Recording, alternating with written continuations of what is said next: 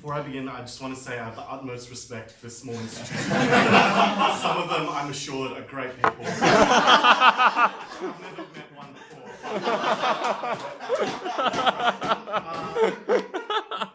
Here is the thing. The CAP leads to people without privilege who come from intersectional backgrounds, who don't have a lot of debating experience, being knocked out for the mere fact they had the good fortune to attend the holy shit. University of Sydney is a university that they chose maybe because it appealed to them, maybe because they wanted to go there, or so on and so forth. And that is regrettable in and of itself, but the existence of the institutional cap at Easters leads to friction between small and large institutions and discourages them from using their resources in ways that benefit small institutions and engage in redistributive, stuff. So, first, I want to ask the question, what exactly is the institutional cap at Easters? So, it is a rule that an institution can only break a maximum of 3 teams in the break. So, second part of it is that people cannot break if they are on less than 4 wins. So in the case that you exhaust the list of people on 4 wins, then presumably it goes back around. The final thing to note is that importantly, there's no rollover procedure as there is at Australs. So there's no rule that you can't break if you've already captained one institution, one institution's already captained a team, can't captain the second team, I'm told. So first argument in this speech is going to be that the institutional cap leads to those without privilege being knocked out of the break unfairly. First thing to note is that it is true in some cases that some universities without particularly great funding arrangements or without a particularly large attendance at their debating society happen to be capped out for the mere fact that they had the good fortune to have a good intake this year. And that is the case for UNSW this year, at this year's Easters, just by the fact that they happen to have a larger intake than normal, and that some people in that intake happen to be better at debating than normal, then that was an unfortunate incident that led to individuals who definitely do not deserve to be capped out from being capped out. And that in and of itself is reason to regret the existence of the cap in its current state. Secondly, we would say that not having the same level of funding as a large institution as the University of Sydney Union is not necessarily a valid access of oppression, or at least not a sufficiently large one to invalidate the institution of the institutional cap. So that is to say, first, this is a very blunt method of instituting this affirmative action, even if you believe it's necessary, for the reason that there are some small institutions that get capped in that acquire a similar degree of funding as the USU. Because the USU does not fund flights, for instance, to tournaments where they are held interstate. It only funds registration. It's usually very low, at a cost of $300 to $400, which is something that a lot of people, if not everyone, can afford. And that is not a sufficiently large amount of oppression to warrant the institution of this blunt affirmative action policy. And the other forms of oppression that you might say warrant the institution of the institutional cap are not that bad. So, most people, we believe, can attend tournaments. The rep benefit that is attached to being from the USU is not that large, and the reason that's likely to be the case is because most of the people who judge Easters are pros and are therefore less attached to that institutional rep.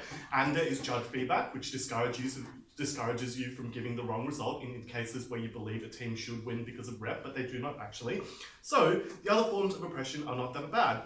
And even if you believe that there is some, the teams that are knocked out by the cap are disproportionately likely to be disprivileged for the reason that the USU, because let's be realistic, it's like the university that gets capped out most consistently, sends only novices to Easters, and because more often than not they are new first years, they do not benefit from any kind of institutional privilege that you might believe is attached to being from the USU. Like the 3 or 4 weeks before Easters is held is not sufficient for them to gain any significant advantage from any training structures. But even if you believe that you send, 3rd or 4th year novices to Easters, that is also not sufficient for the reason that internals at the USU are often very stratified, so lower, less experienced novices or less good novices don't get access to the same amount of training. They don't get to go to minis with experienced pros because pros are fucking dicks. So that means that they do not benefit from that level of advantage, or at least they have a very similar level of access to things like minis and training events as other people from small institutions. And in fact, they're less likely to be that because there's a culture within small institutions of pros taking, novices to tournaments and so on and so forth, but that is less often the case in the USU. So people in lower teams are likely to be more disadvantaged. They are in lower teams often because of sexism or racism in trials. That means that they're placed in lower teams.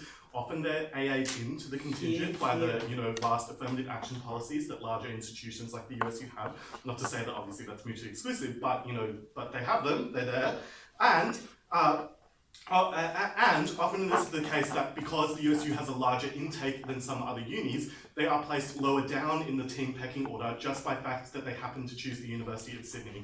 And it would be immoral then to say that those individuals all deserve to be capped out when individuals that are privileged by comparison are allowed to break in the same instance. So you have to be comparative in this debate. We think it's more likely that the people who get capped in some circumstances tend to have more debating experience or tend to come from more privileged backgrounds because they are put in higher teams in those small institutions because where the university does not provide funding to attend Easters, for instance, it's more likely that if you're attending Easters, if you come from a richer background.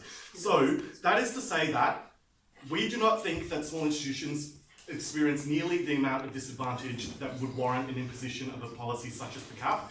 Even if you believe that they are affected by some disadvantage, it is certainly not sufficient or is certainly not more than the disadvantages faced by people in larger institutions who are placed in lower down teams, who are the ones that get disproportionately capped out in the process of a break where there is a cap. So secondly, why does this lead to friction between small and large institutions? First thing to say is that this massively hurts social relationships within larger institutions in the first place, because you need to compete with teams from your own institution, and that necessarily means that you have to bemoan the success of your friends or of other people in your contingent, because their success means that you necessarily have a lower chance of breaking. And if you care about disadvantaged people in the debate, then those are the people who are likely to hurt most, because you're likely to see them as less worthy of breaking, you're less likely to see them as progressing to the grand finals if they have less experience. But when there is a cap, you place them in direct competition, which means you have no incentive to provide them with decent training, have no incentive to debate them at internals to make sure that they get better. And there's no inherent moral value that you should attach to kind of the 3-week-old novice that goes to the University of Sydney who happened to choose it because that was the university that they wanted to go to. They have no moral culpability in any long-standing kind of institutional privilege that the USU might have. So even if you believe that that privilege exists, it would be reprehensible to punish those most disadvantaged individuals for that. Secondly, we think it breeds tension between people with other universities. That firstly means that it leads to a delegitimization generally of people from small universities' achievements. If you believe that larger institutions have a big say in the kind of culture of university debating, then you should care about that impact for the reason that that delegitimization, even if it's only of teams that capped in, is very hard to contain to just that one team. Secondly, we say that this means that the USU is more likely to do things that are harmful to small unis, like for instance restricting access to training days or doing some fucking crazy proposal to send pros to Easters, thanks to DOD. Because that culture of resentment means and encourages a culture of over-competition in Sydney in cases where it wants to do anything possible to screw over the school unis that it's seen screwing themselves over and to win that competition at all costs possible, which is why this cap is not only morally reprehensible, it also has bad effects on the performance of the health. That's why we I think the biggest deceit in that speech was he claimed that people who otherwise would not break were deserving of breaking in a way that others were not.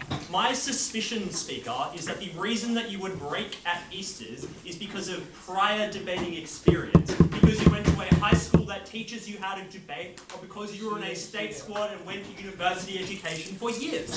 What that suggests to me, Speaker, is that these people aren't intrinsically moral and deserving. They had a different upbringing that gave them a different capability.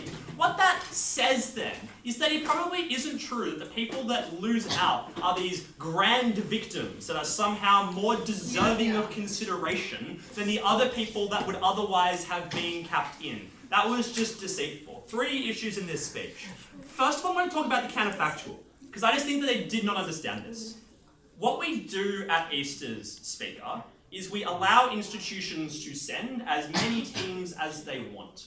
The reason that we do this is because we have the cap. That's why you see at things like Worlds, you have much harsher restrictions. That's why at events like the Olympics, you have an incredibly powerful cap from occurring. I would note, Speaker, that when the USU last proposed removing the cap in 2015 Australs, the discussions that Kevin was not in and could not be in was ones of should we actively restrict the number of teams that institutions could send to Easters. That was the world that they had to trade off against. That was a world that small institutions could easily implement for the reason that the voting system of council is that every institution gets one vote, and that while the USU is very large, there is only one of them. What I think was the far more plausible alternative, Speaker, was a world where we restricted the capability of that university to send as many people as they could before. That is, I think, a worse look, for the reason that both teams believe that debating is intrinsically moral, and intrinsically a thing that people should be allowed to access. So I just think it is a fairer world than the one they otherwise have to live with. Two more issues. One, are small institutions structurally disadvantaged? Prima facie, I think the answer here is going to be yes. So, a couple of thoughts. One, the USU's wine budget this year was bigger than the total funding that Macquarie has had for the last 2 years. Kevin tells you that the funding that people get is unimportant because the USU only pays for total rego and doesn't pay for flights. What the fuck? My subsidy was $30. Tell you, no, it's only a couple $100. I think it's important to note here that a couple $100 makes a huge difference when you're 18 or 19 and you don't even get Centrelink at that age, right? You live on the pitiful 3 hours a week of debating coaching you sometimes get to do. The amount of income people have is not huge, and we regularly have people who cannot afford these rego subsidies. It just sounds like a string privilege they suggest. True, USU is uniquely advantaged because they have a huge number of state debaters who are coming in, who have had an exceptional level of training that small institutions do not have. The reputation of the university is one that enables them to attract a higher echelon of debaters and far more of them than other institutions are likely to have. That means they are likely to do well in ways that we thought were really problematic. But similarly, it's much harder for a small institution to ever coach people effectively. I would note, Speaker, I ran internals for a year, having never broken at any tournament in my life or ever been in the top 10.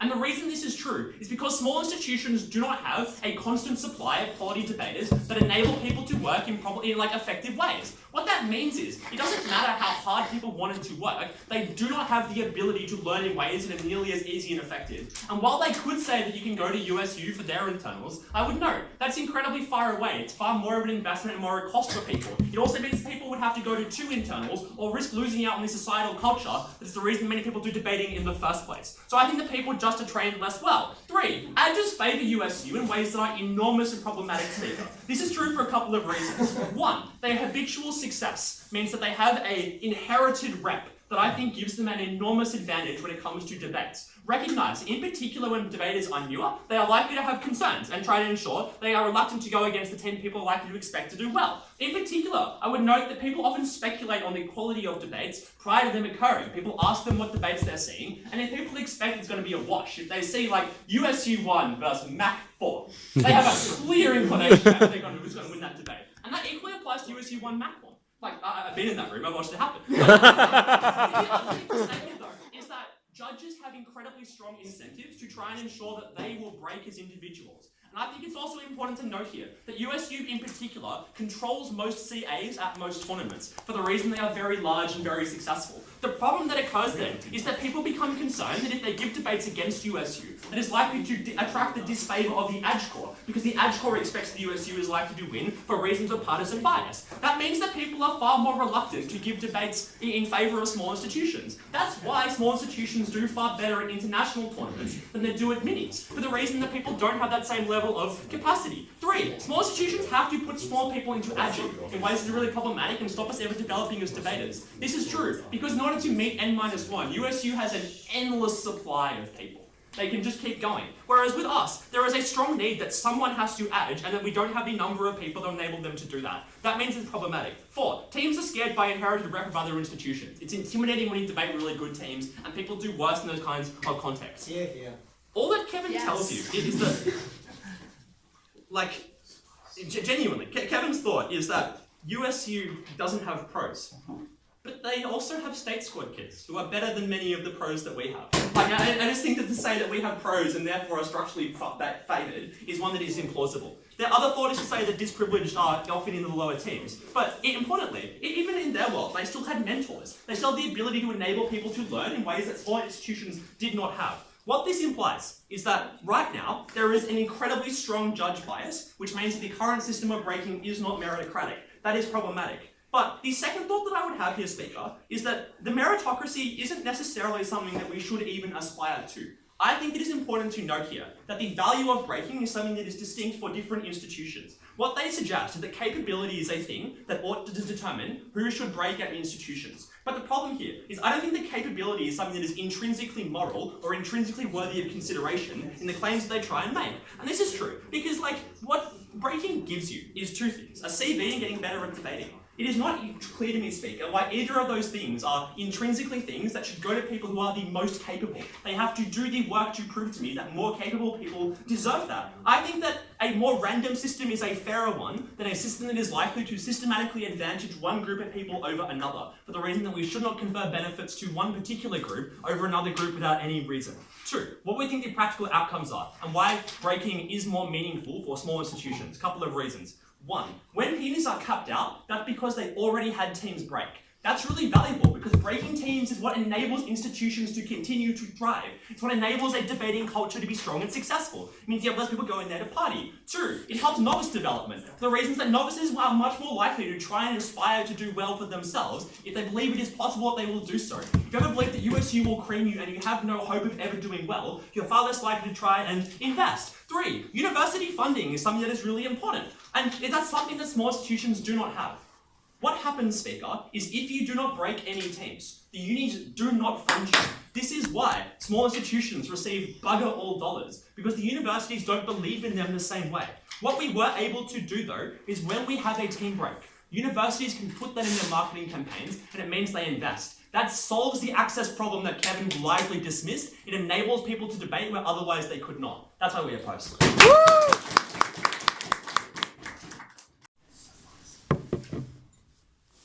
Jacob's statement that the people being capped out at unis like New South Wales and the University of Sydney are not grand victims is exactly the demonstration of the misunderstanding that this case represents. Because, as we told you at Kevin, the people who are capped out at the University of Sydney are not the state squad kids. They're in USU 1, they're in USU 2, they're in USU 3. The people that are capped out are the women of colour that have been AA'd into the contingent that I debated with when we got capped out. They're people who went to non-private schools, who are far less privileged than people coached by Steph White at Abbottsley or coached by Bronwyn Cowell at Grammar. And you have to compare the deservingness of those people who were capped out, not the state squad kids who are going to be in the USU 1 anyway, to the people who otherwise had significant advantages, to the people who otherwise really were no more deserving than them. Three parts of this speech. Firstly, on the bizarre alternative we're told about. Secondly, on what best accounts for disprivilege. Thirdly, on outcomes. And in fact, there's a fourth part about how this is bad for competitiveness. Firstly, on the alternative that we get. We're told that the alternative is a world where unis will only send a few teams. Apparently this was the proposal in 2015. Kevin was actually there and tells me that it wasn't. But there are also structural reasons why no group of universities would ever want that. Because at the point that a society like Macquarie or a society like ANU decides that it's slightly less likely that they break their top team because they're not capped in, their response is not going to be, all right, let's only send one team to the tournament, because their incentives obviously align with sending as many people from their university to that tournament as possible. Locking out the bottom, 15 or 20 members of a contingent is not worth the slightly higher chance of breaking Macquarie 1 or UQ 1, and no society was going to make that choice. Obviously, their incentives were to send as many people as possible. For a side that cared about development, their own argument defeated it. It defeated itself. Second question then, on what best accounts for privilege. There's like a whole smorgasbord of reasons why apparently this side gets ahead. The first is that Adjudicators give the USU rep, which is a problem with all biases. It's a problem in terms of judging women's ability to speak. It's a problem in terms of judging USU 7 when they debate against a team like New South Wales 1. And we can never account for most of those biases. But if you wanted a world where maybe we would regulate how many women were able to break, maybe we would regulate how many comprehensive school people wanted to break, it was never going to happen in a world where the current AA that we use for breaking was a ridiculous, was one based on institutions, and you weren't going to get those comparative changes to edge bias in that world. The second claim that we gave you that got no response was, because the USU does not send pros to Easters, the people often judging are pros, and that means they're least likely to be affected by those biases, and that means that they won't get that USU rep. The next claim we get is that you attract the disfavour of the Adj core, which only works if you're talking about 2018 Easters. Most Easters are not held at the USU. Most Easters are judged by an Adj core that have often a majority of small institution representatives. And as this team indicates to you, there is a very big awareness of the potential for USU bias. And if anything, people are likely to be very happy when a small institution beats a team from the USU. The idea that there was pressure from the Adj core in the other direction was truly silly. The claim about state squad kids has already been dealt with. They are not in the lower teams, they're in the higher teams, they're not the ones that we're talking about. Next claim we get is that you attract a higher echelon of debaters, so people at the USU have better development opportunities. A couple of responses. The first is, you need it to be comparative, because the best debaters at institutions being capped in, institutions like UQ or MAC and so on, had years of private school coaching necessarily to get to the top of that to get to the top of that society. And you need to compare that to many of those in lower Sydney teams who are probably have AA'd into the contingent, who are less likely to have gone to those elite schools. So the best case for them is that both groups missed out on significant chunks of development, but crucially, it was much harder to start debating at university, having not had coaching in high school and having not had those benefits, compared to having years of that experience, getting into the society and having slightly worse development at university. But the second claim is they did not even get their base case scenario, because development at the USU was really no better for those people who were actually being capped out. That's because they were novices who didn't get the chance to go to tournaments with pros, who were largely isolated from a society that literally had hundreds of people in it over the course of a few years. And the USU internals, as we told you, to no response, are intensely stratified, because first years never get to debate with Worlds winners or Australs winners. That just did not happen. And the best debaters of that society, unlike at a society like Macquarie or ANU or New South Wales, were never going to debate with those first years, because the society was stratified, and indeed because of the cap, because those older debaters knew that if they debated with up-and-coming first years or second years, or people who were below, who they saw as below them in the society, those people could ultimately cap them out. And that internal competition that exists in that society meant that the people being capped out, the people who had not got that high school debating education, who had been AA'd into those contingents, those people were never getting those development opportunities and were far worse. That comparative meant that they were more deserving. The next claim we get is that the USU funds registration and therefore they are privileged, which is silly, because by necessity, because that might suggest that the society as a whole is privileged, but it does not suggest that individuals being capped in are privileged. Because if the society can fund spots, necessarily anyone in that society who wants to go can. If Macquarie can't fund spots, the only people who can represent Macquarie at Easters are privileged people because they can afford registration. Which means that even if the society is more privileged because it has more funding, the individuals are not more privileged because they can afford to spend that money. Because the people who couldn't afford to go to Easters do not go to Easters because they don't have the cash, which means that registration wasn't a factor here. Last claim is, it is hard to train people at small universities. As I've told you, it is also very difficult for novices to get training at the University of Sydney Union because of that stratification problem. But more than that, you are much less likely to have, for example, a big dog from the USU to go to your internals when there is tension between small and large institutions, as Kevin tells you again, to no response. Because if there is that resentment, if these universities do not get on with each other, it's far less likely those people will come to training days, it's far less likely those good debaters at the USU are likely to go to those training days, and it means that you don't get those benefits of training at small universities.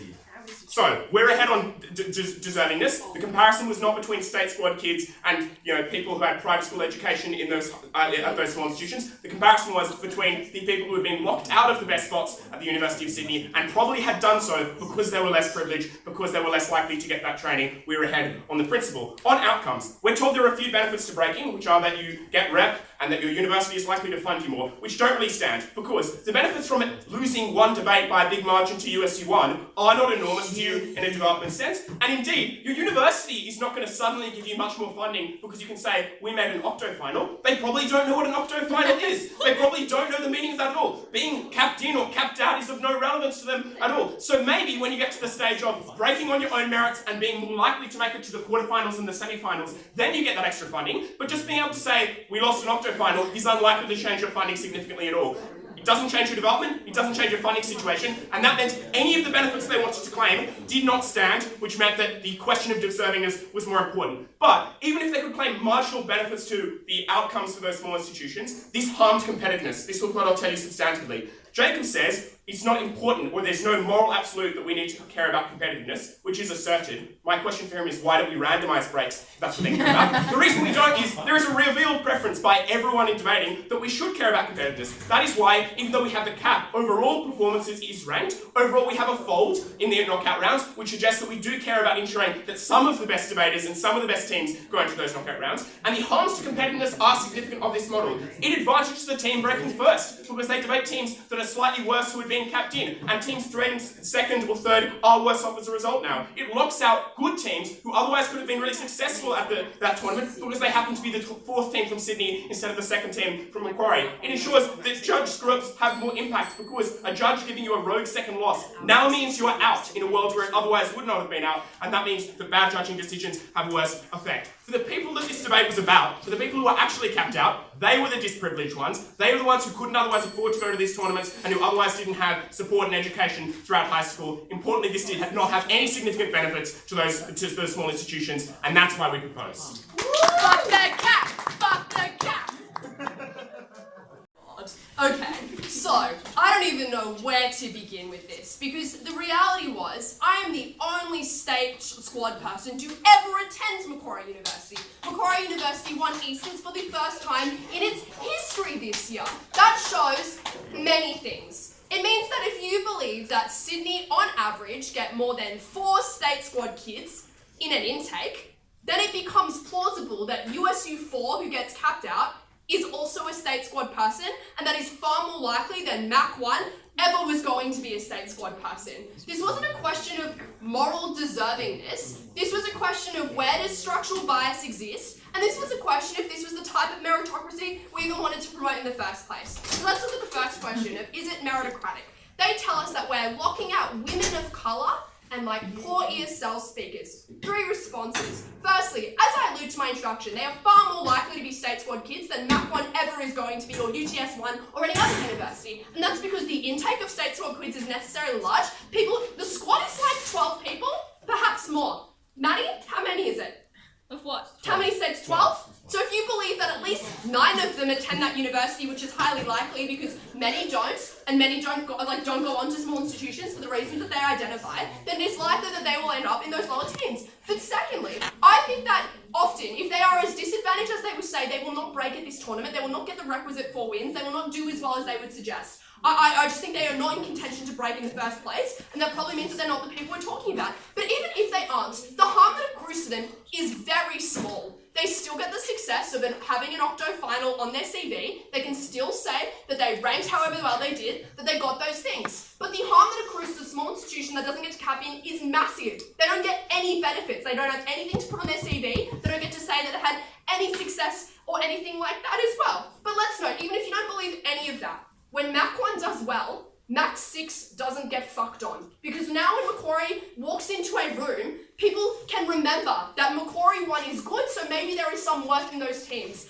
I've had to sit down at every single Easters and console someone in Mac 4 or under as to why the judge doesn't hate them, why they were rude to them, why they laughed at them during their speech. There is a requisite level of disrespect that occurs because they believe that university cannot ever be successful because they've never seen them in a final series, they've never seen what a good debater looks like from that institution, even though as many of them as they exist. They've just been fucked over by judge bias and no one ever gets to see that. That cap provides a countervailing influence to that, and they are the moral deserving ones that we should be caring about in this debate. I just think this is absurd. Who gives a shit if, I can name so many state squad kids that have got capped out at Sydney Uni. I just think it's just a fallacy. The second claim they have is that small institutions are all state kids. I think I've rebutted that pretty substantially, but even if that is not true, I think the privilege we're talking about is different in this instance because the privilege we're talking about is experience in debating that is far more likely to be accruing on their side than it is on ours.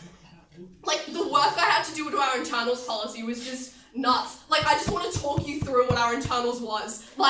we had this like weird guy who just used to give the internal, and it was just his thoughts on philosophy, and we'd all used to just debate something totally random, and then we would do that, and then no one would show up, and everyone would be drunk, and that was internals, and then I would go to like tournaments, and no one from Mac would be there, and after debates for some weird like Sydney first year, it was like bad. So my thought would be that there is probably not a lot of privilege occurring in terms of experience in debating. Most people we get have never debated before, and we have to teach them for the first time. I think that is unlikely to be happening. But thirdly, they tell us that there's structural disadvantage because they can't accrue rep and can't accrue things like that. Pros run your internals. You're fucking world's winners taking your classes. Like, I just think that's crazy. But secondly, I just think as well, if there is a problem with novice development as well, then it probably exists outside of the fact of the Easters cap. Because that means you probably want to mentor them harder because they have to break higher and do well to avoid getting capped out. Like, I just think I think that's crazy. And lastly, even if you don't believe any of that, they don't respond to Jacob's material about why this break means other things. This isn't a purely competitive system, otherwise it would be an inter-varsity tournament, because otherwise it would make more sense for like Steph White to team up with someone very good from ANU or someone very good from Tel Aviv, for example. This isn't about like competitiveness, because we are restricting it and capping it to various universities and the randoms who happen to walk in. So obviously we're preferencing some form of institutional like culture, some institutional community benefits to that university. That is a hampered thing on competitiveness. It's not a pure thing we're relating to. So I think Paccino's response of why don't we just make the break random was unresponsive to that idea. But even still, obviously it shows that we can temper it to get outcomes because we AA women into contingents all the time. Like, that shows that we do change it to get various social outcomes. At the end of that, I think we've conclusively proven that this is by far the most meritocratic thing that we've done for Easters as competition. I think particularly, this is a novice tournament for development. So we should be preferencing novices who don't get that development. And I think it is far more likely, for all the reasons I've given you before, why the novices on their side are likely to achieve that development. And I'm about to talk to you why this creates a better culture for small institutions and improves that development. Firstly, because we have a small rotation of pros in our institutions, because size tends to fluctuate a lot for various reasons. Firstly, being that of, oh sorry, I forgot this other claim of like, it must just be the privileged people who can afford to go to the tournament, which is just, I think, like galaxy braining out of this thing. Like, yes, obviously the very, very poor members of our society can't afford to go. That doesn't mean that the people who can afford to go necessarily are like, have been the silver spoons of this generation. Like, they aren't going to a top tier university necessarily, either going somewhere more rural like Wollongong or a smaller uni. I think that suggests other things that they should be taking into consideration as well. But why does this help improve benefits to small institutions? Firstly, small institutions find it hard to retain members for a number of reasons. One, we can't offer them a paid holiday to various tournaments. Two, a lot of the people who come in have no prior debating experience, and this is a really hard activity to sell to people because it fucking sucks. And three, we have a really often fluctuating culture of people. We don't have a lot of old people sticking around. Because I just think small institutions, people just tend to graduate there in a way that doesn't happen at Sydney Uni in a way. And when people like move on into other things in their lives, and we just don't get that at Mac. And except they're just the true anomaly. But fourthly, I think and often there is a culture of losing that people internalize and feel like they can't achieve success. I think it is one thing to see someone that get up in internals who you believe is very good, and then you watch them lose to a team due to institutional judge bias, and then you internalize, well, if they can't do well, then I can't do well, so I may as well drink at this social and not even try and get any intellectual benefit out of this activity or any career benefit out of this activity. And I think that's incredibly disappointing. It's something that is remedied by the cap, because it means that whole institution gets to go watch them in an octo, and that is so exciting for that to happen, and everyone gets behind them, and that's something that people aspire to. They think, I could be in that octo as well, I could also try hard and get better, because I've seen people who are similar to me, come from similar circumstances, who have received the same training, achieve good things, and I think that is worth privileging in this instance. So I think it is better for small institutions. Well, obviously it's better for small institutions, but it's particularly good for development. Their last claim is this is bad for USU. I think a lot, and friction between unis. I think a lot of the friction exists outside of that, in that Mac 1 broke first at East. Was not capped in, and yet everyone still fucking hated on me. Like, obviously your pros was in response to that. It was not a measure of the cap. That probably suggested that friction is occurring from other places. I don't think it is as a result of the cap. But I also think that if you're going to remedy culture for novices, it is good to see people break from different backgrounds, because that is ubiquitously accessible. I think we provided the most meritocratic system. Clap, box, back!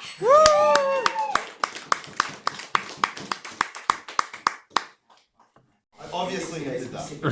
Alright. Are we good to go? Yeah, boss, I agree. It would be a bit loose for Georgia, Rocky and I to go back to Easters. But that's not our team. I've never debated before with anybody in which both members of the team had coaching in high school. Georgia and I are absolutely the rare ones in this debate. The only people from Macquarie ever to have been in a state squad, realistically. I mean, there might have been was there a state squad in the 80s? I don't know. Yeah, hopefully. I think the problem for the opposition is that they radically misunderstate and radically misunderstand the nature of how difficult it is, relatively speaking, to improve if you go to a small institution. Because yes, there are some barriers in place for people from Sydney, most of which exist for people from small universities as well, but there are a variety of additional ones for them. But the other thing that I would say in introduction is that for a team that is so patriotic about Sydney's success, they hated Sydney University. They believe that racist selectors pop women of colour and disprivileged people to the bottom of the pile. Then they all hate on one another's success and find it difficult to celebrate that ever. And then, and this is the weirdest part, the idea that we should construct cap policy around, they go back to university and all of the pros refuse to help anybody else out. These aren't the problems of small institutions, and none of them are the basis on which we should be making these decisions. Sydney University potentially has a poor internal culture. That's not on me. Be the change you want to see in the world. Don't fuck us. The first question in this debate is who gets capped out. The opposition is alarmingly disingenuous here because they understate how good Sydney University is. Because they're just like, oh, well, like the 9 state squad kids go in the top 3 teams. On the 9 state squad kids, you've also got a couple of kids that didn't trial for it. You've also, alarmingly, got a lot of second years. And I actually just wrote down the teams that got capped out previously. In 2000, so this year, no teams got capped out. Year before, USU 3 was the only team that capped out, which included James El-Hindi, who I coached, and Thomas Shortridge, who was on the Australian schools team. So, like, a very brutal axis of oppression. 2016, it was the University of Sydney 3 and 4. The only person I can remember from any of those teams, weirdly, is Paccino.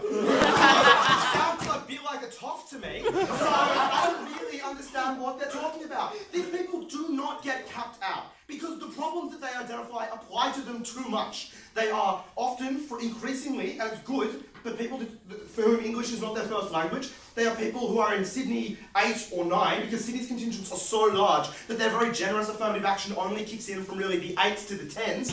And those people then get fucked by the fact that they're a very low team number and they're subject to the affirmative action policy. So they don't break. And they've never broken. That's the thing that they're describing has not happened. It is a fiction that has been disingenuously concocted by people who wish to make the tournament less equitable for people who could actually require it. The other thing to say then is the remaining problems that Sydney face are problems that Sydney causes. Sydney could make its internals better. There is nothing stopping them. They are alarmingly wealthy and have a wealth of resources. We cannot do that. So let's look to the juxtaposition. I think the first thing to say is the opposition has nothing meaningful to say about judge bias. It is nerve-wracking to give a loss to a Sydney team. I've done it twice. Really, I've judged at Easters twice. It is very weird to know that people are going to think your call was rogue when you walk out of the room. I was luckily insulated by a fair bit of personal rep that I think, if we're being honest, is literally unique in Australian debating as far as a small institution debater goes. Nobody else gets that privilege. You know that there's a large mass of Sydney people there. The opposition says the Arch Corps only stacked out with Sydney people like this year. Well, the previous year there was 2 Sydney people on it, and the previous year before that there was also 2 Sydney people on it. And it looks increasingly like that's going to be a trend. But even if you don't, the best debaters are people that know Sydney debaters far more, because they tend to be the better ones, which means the more you hang around, they're the people that you tend to know more. Which is why I have a lot of friends from Sydney University. It's just nonsense. And the opposition, I mean, like, I don't even remember their responses, but they were just, oh, yeah, the idea was like they're pros, right? And so they'll get the decision right. Pros are more cognizant of the devastating effect of losing social credibility because they have seen it happen. They have seen many people get shit talked before, particularly if you go to like the University of Queensland, and that is maybe the only thing that somebody knows about you. That you gave a loss to Sydney 1 in favour of Macquarie University 1. The opposition also though, and I think this is a really weird part of their case, the opposition's like, oh, it's only rich people that go to small universities. When I went to UTS, that is totally untrue. That is alarmingly disingenuous as a way to frame this. People work very hard. They save a lot of money, a relatively large proportion of their income, or, as happened 6 times when I was president, they take out personal loans from somebody like me that are then difficult to pay back and cost them. The idea that these people are privileged, the UTS contingent this year was so diverse. Astonishingly, just look up the photo when you're done with the debate. They didn't need a cap policy for people for whom English was their second language, because that was just the people that trialled. That was just who there was. And Macquarie wasn't far off that either. Realistically, diversity is forced when you just need to go and find smart people that can attend the tournament for you. This nonsense that the opponent team keeps pushing, that the people with disadvantaged are the most vulnerable. No, the most vulnerable are the people that do all that and don't get to go to University of Sydney. Which are the teams that get disadvantaged there? Obviously, benefits do not directly accrue. I'm not saying UTS 5 is going to break, but they do get some benefits from watching other people cap in for them. So let's look at the benefits here. So we think basically that breaking is very good. It is fun. I've done it a couple of times. It's good. It's a good time. Even if you're going to lose, realistically. I think especially sometimes if you're able to put in a really good fight. Like, I mean, you know, Georgia was the team that was captain in 2017, and they debated the top breaking team, and it was still sick. It was alarmingly close. It was really good. It was really impressive. A bunch of Mac people were there who absolutely might not have hung around in debating before because they did not get to see genuine, reflected excellence in the speeches of the people that delivered that. I want more of that, ladies and gentlemen. But the idea that they lose is actually ahistoric. In 2016, the top-breaking team was Melbourne 1. The bottom-breaking team that was capped in 125 was QUT 1, and QUT still won the debate, right? Yes, there are underdog stories, but that's what makes it sick. They're underdog stories. You can't predict it, but they sometimes happen, and it's fucking awesome when they do. And I think absolutely we should celebrate that kind of thing there. What does the opposition say in response? So they don't always lose, but sometimes they do, and that's still great. The opposition says you can't use this stuff in your marketing campaigns. You absolutely can. You can say that you've been the finalist. Look at how much a law school creams their jeans when they get someone in the quarterfinals of Jessup, you know? Like, universities can understand the final. What the hell are you talking about?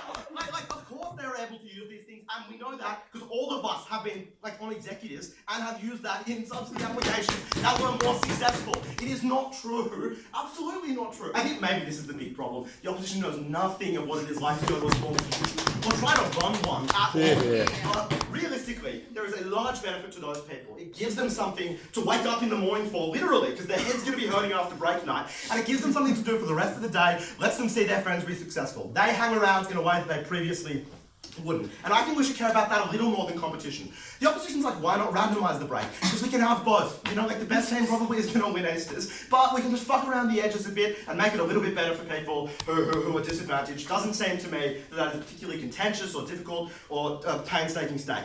The opposition, I think, does have very good material about the regrettability of people that are capped out from Sydney University.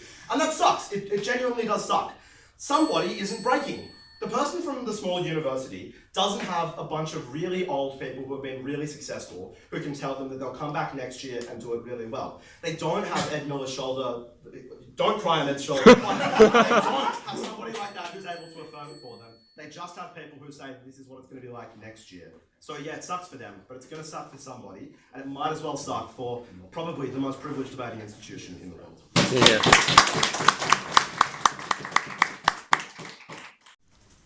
Speaker, I'm getting older and I'm on my way out of debating, which gives me the confidence to say that Bostan is right.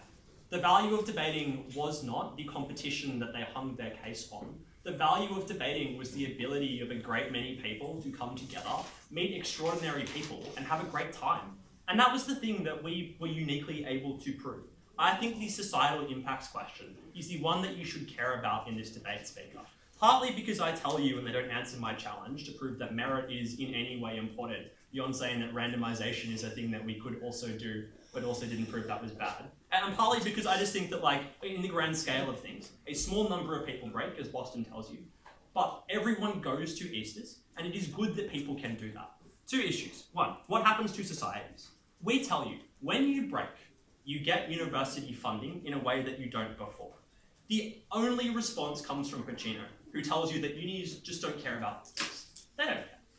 But the reason he says that they don't care is because he says they don't understand them. But if that was true, then you're just in the finals series. And so that seems really good for you. And also Beach tells you, unis do care about octos. They seem really fun. You can say you're in the finals series. And that's all that university marking departments actually cared about. Do they have a staff of a group of happy-looking people who were able to say they were in the finals? And that's enough to try and get recruitment from similarly uninformed parents. And that was like the thing that enabled people to go to Easters. Because it's important to note, university funding was meaningful for a great many people. It meant they didn't have to go to Beach and take out a loan, but rather it meant that they could, in fact, attend on their own merit without fear of financial failure and having to trade off the ability to have a good time against the ability of being able to afford things. And so I think that was really important. The second thing that we tell you is that a culture of debating requires a minimum level of success. So we told you, people drop out all the time and don't invest in their debating ability if they don't believe that they can do well. Like, why would you choose to turn up and get creamed round after round, as we tell you at Georgia, to literally no response? We told you it was good because it gave people something to come together for. It gave people the sense of community that everyone agrees was the most valuable thing about debating, when they could all show up and barrack for a team, rather than choose to barrack for USU 4 or USU 5. And that was the thing that was really meaningful to people and gave them much better time. The last thing that we tell you is that people are far more likely to mentor if they feel like they can win. They're more likely to hang around, they're more likely to try to help others if they believe they can do well. They tell you two thoughts. The first one is that USU society will be internally mean. But there are a couple of problems here. I think that Beach correctly identifies. They can easily fix this problem the same way they could fix many other problems. But more than that, I just think it is prima facie implausible. If what they say is true, and that they need to try and fill out a great many teams, that you wouldn't try and develop for the future at all. It just feels to me unreasonable to say that that wouldn't happen. The other thing that they say is they'll be mean to other people, they're mean to other societies. But they always would be. They were competing against them. Like, what? I also just think that they engaged with the question of edge breaks, where there is no cap, and they were still mean. That they still like to see themselves break, because it turns out it's fun when you win and less fun when other people win. And so that they probably like the winning bit. And so I think that means that societies would function better as a whole if you were able to have more of them. I'll turn to the second question now. I don't care about this one as much, but it's the question of, is it more or less meritocratic? Kevin tells you, there's lots of disprivileged people who locked out at USU. But the question was comparative. You were more likely to be disprivileged at small institutions. Boston tells you it was a sad year when they had 4 state squad people. People get 3 Easters at USU. If they have 4 a year, that would be the top 4 teams. So that's already the team that is most likely to be capped out, would be the team that was full entirely of state squad people, who we all thought were the most privileged in their debating context. What we told you was that small institutions, in particular, faced biases that USU did not face and never would face, for the reason that Adjus were always likely to be biased against USU. This is because they wanted to break. And whenever you say that USU lost, people go, really? And they ask, look at that implausibly. USU goes and complains to the Adj Corps more than other contingents because they feel comfortable doing that. USU is a team that people just expect are likely to win, and so when people aren't sure or things are close, they give that to USU. That means that you probably need to have something in place to counter this Adj bias. And so if you cared about the meritocracy, they probably wasn't the guys with all the money. Friends with this person called Liliana Tai. Yeah. I managed her electoral campaign. She pretends that I'm married to her. But in second year, when I made an Easters team that I didn't really think I deserved to be in, because it was low, suddenly, my friend Liliana was not a friend to me. She was a competitor. And I like to think I'm a pretty good guy, but that is unavoidable. Because when you invest time and money and and effort and emotions into debating, it is impossible to avoid the feeling that your friends doing well means that comes at a direct cost to you.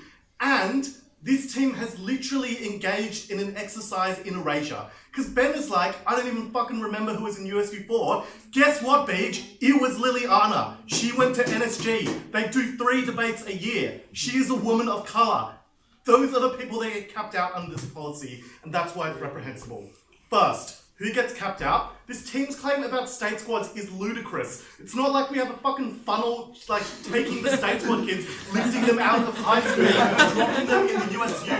Like, we get 2 or 3 a year, and they almost overwhelmingly get put in the top teams for the reasons this negative team gives you. Because judges are biased in favour of them, and so are selectors, because they come to university with a golden spoon in their mouths. The people who are capped out are those who are disadvantaged. And be just like, the ESL speakers are in USU 8 and USU 9, which is fucking ridiculous. They are talented, which means that they are just put in a team that is slightly lower than they might ought to be, which is most often USU 4 or USU 5. A great many people encourage some racism or some sexism in trials, which doesn't mean that they get put in USU 13. It means they get put in a slightly lower team with a slightly lower level of competitiveness. A great many people are poor. Like, yes, it is the University of Sydney, but many people who go to USyd are also poor and also can only afford to go to the tournament because the USU provides them with the funding to do so. Compare that to who gets capped in.